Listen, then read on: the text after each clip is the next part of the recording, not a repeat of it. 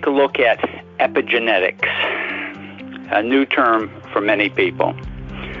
When God created the genetic makeup of all living creatures, he designed all the genes with switches on them to alter the gene's blueprint when the cell reproduced itself. These switches were designed by him to monitor and record environmental changes during the life of the cell. The changes in the environment recorded by the switch were to allow the cell to adapt itself to the changing environment. If the environment got drier, the new blueprint would change the cell to conserve water.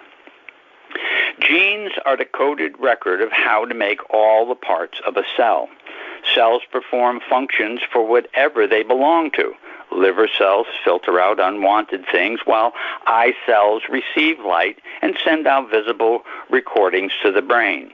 If the environment becomes more toxic with specific pollutants, when liver cells reproduce, they will be redesigned to better remove the increase of that toxin. When eye cells stop receiving light, like cave-dwelling fish, the genes for the production of an eye will cease to reproduce themselves, and scales will cover over the area where the eye once existed. Yet, when cave-dwelling fish are brought out into an aquarium in the sunlight, within a few generations, eyes will once again be produced. Environmental impact upon living things is no small matter. The occupation given by God to man at creation was to serve the ground and to serve the garden and keep it the way God made it, Genesis 2:5-15. God made a paradise. Our care of the ground and the garden, our stewardship of the earth's landscape, was our dominion over the earth, Genesis 1:26. How we conducted our stewardship subjected all living things to the environmental impact we created, Genesis 1:28. If the environmental impact was in keeping with God's design for how we should work the ground and plant gardens, we would not only maintain a paradise, but we would spread identically designed gardens all over the earth. You can take a look at Education by Ellen White, page 22. God gave mankind, through environmental control over the genetic makeup of all living things,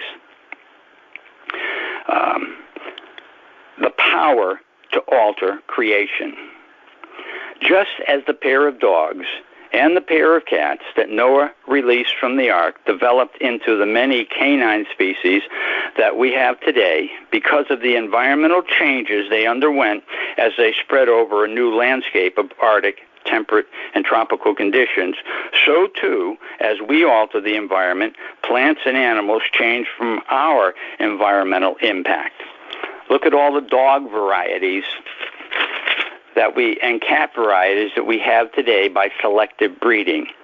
All living things are subject to our purposeful manipulation, like breeding, or our once ignorant manipulation of genes by way of environmental impact. There was not a noxious weed nor predation or parasitism anywhere in creation's design when God gave us the job of working the soil and dressing the garden. We were to keep it that way. Genesis 2:15 says, "The Lord God took the man and put him into the Garden of Eden to dress it and keep it." End quote. When genes are the blueprint for reproducing a cell, changing the blueprint changes a cell. Changed cell equal changed creatures, changed plants, changed animals, and changes in us. Evolutionists like Dr. Gundry like to say that plants evolved poisonous substances in themselves to defend themselves from being eaten. We know God made all plants for food for us and for animals, Genesis 1:29 and 30. But when we change the environment, we change the plant's makeup for good or evil. Thorns or thistles are the result of environmental impact.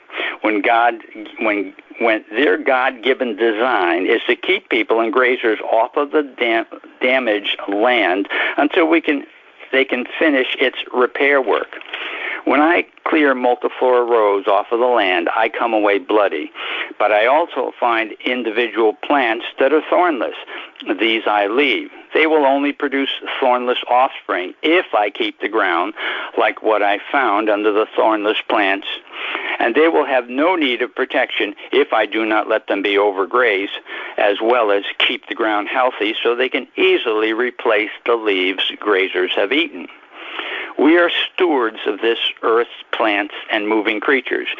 We can take a plant like Brassica oleracea, a succulent herb growing on the chalky soil, and put it in our garden and selectively breed it to give us cabbage, Brussels sprouts, broccoli, cauliflower, collards, kale, kohlrabi, etc. But if we neglect to give it the chalky soil it originally grew from, we can get bitter-tasting produce that causes children to reject eating it. What was once a very tasty plant that encouraged centuries of selection can be altered by our care of the ground to a lousy-tasting vegetable. Generations of work can be epigenetically lost by planting it on poor soil. Our poor stewardship was not keeping the plant God's way. We are told in Testimonies, Volume 6, page 186, that, quote, God never made a thorn, a thistle, or a tare. These are Satan's work, the result of degeneration introduced by him among the precious things, end quote.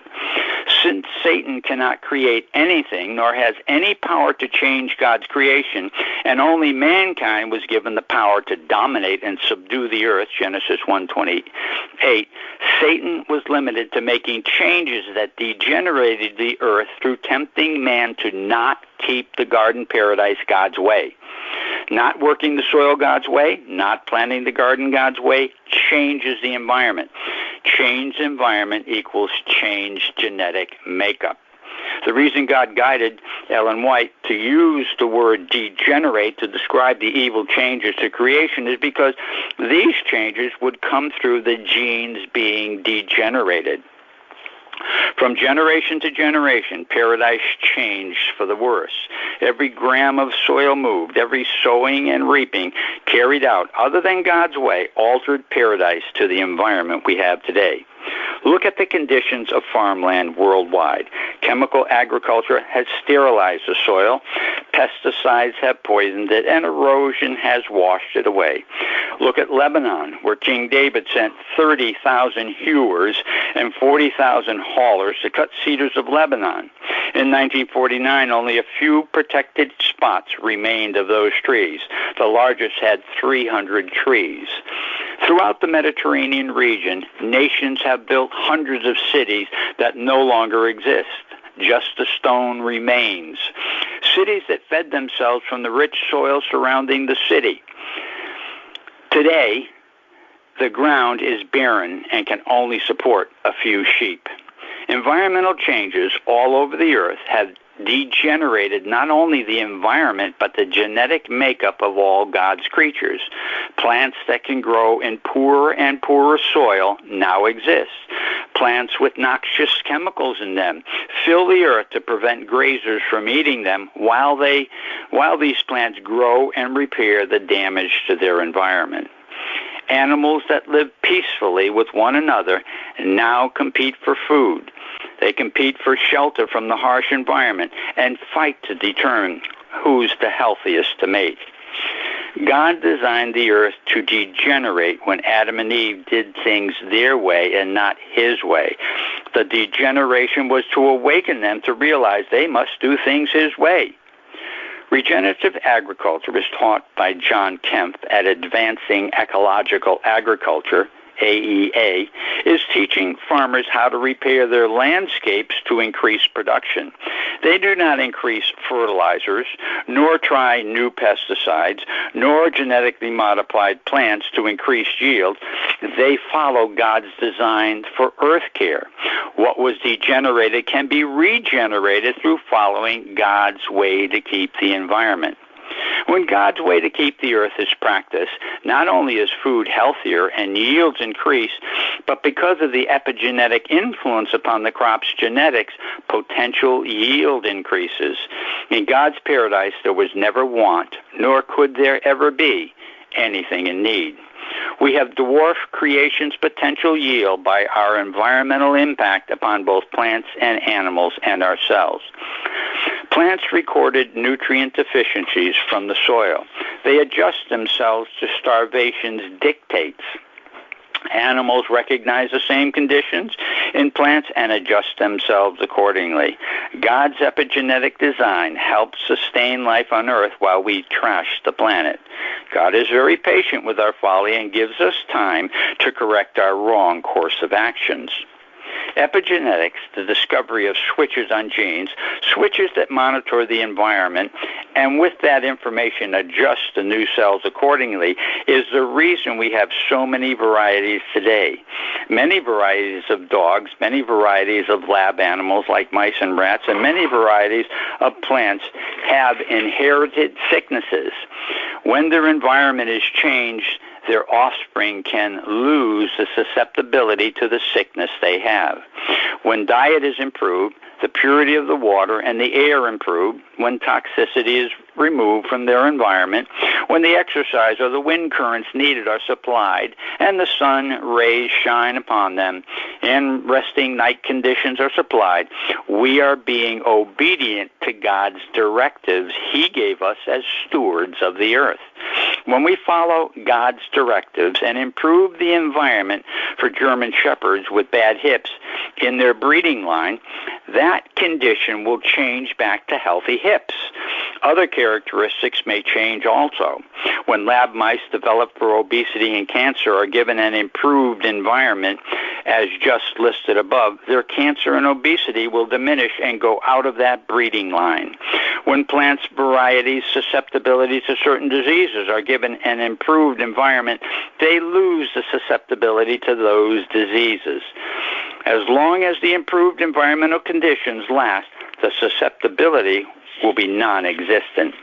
In plants and animals, microscopic creatures living in and on their tissue, when given the environmental conditions listed above, change from disease-causing pathogens to beneficial probiotic partners in their health.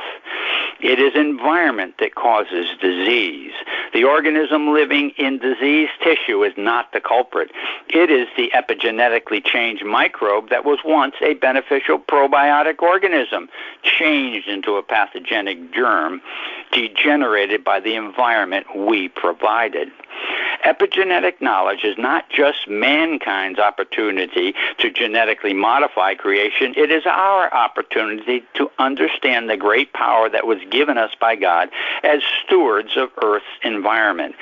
It is our opportunity to regenerate the wrongs we have ignorantly brought about because we believed a fable about creation's origin instead of the truth that God gave us a paradise to keep up.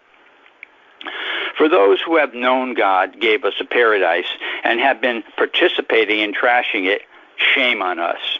We need to prove to God we respect Him and all He has done for us by arranging our lifestyle to be regenerators and to no longer be degenerators of our paradise home.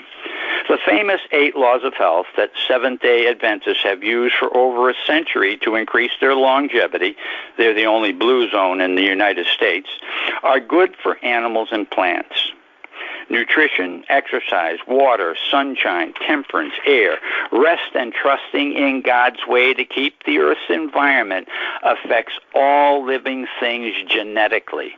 Plants, animals, and us change genetically along with our microbiomes living in us and on us. These microbial partners necessary for the well-being of all living things are genetically modified back to beneficial probiotic creatures by the 8 laws of health, environmental impact upon their genes. The depth of the impact of these 8 laws of health need no laboratory experiments to prove their efficacy. They are simple laws a child could obey, and simply observed results can impress anyone without an evil motive to see them fail. Medical science is just that, medicine science. The pharmaceutical industry is by far the largest lobbying group in Congress. Government and private organizations have, through media, trained the populace to look to medicine for cures for their sicknesses. Then they sell them relief instead. To cure the sickness is to lose business.